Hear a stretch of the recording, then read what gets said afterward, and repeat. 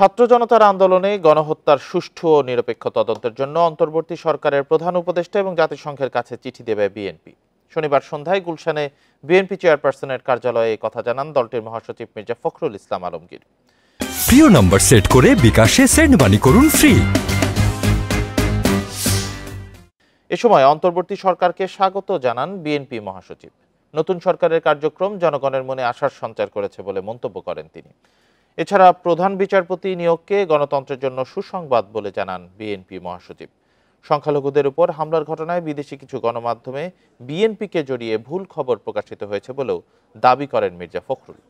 এসব হামলার নিন্দাও জানান তিনি। বিজয়ের পূর্বে সরকার বাহিনী দিয়ে যে নৃশংসভাবে গণহত্যা করা হয়েছে, আমরা সিদ্ধান্ত নিয়েছি যে জাতিসংঘের কাছে আমরা এই বিষয়ে একটা নিরপেক্ষ তদন্ত চেয়ে আমরা চিঠি পাঠাবো। আমরা এটাও সিদ্ধান্ত নিয়েছি যে আমাদের প্রধান উপদেষ্টা তাকে আমরা চিঠি দেব।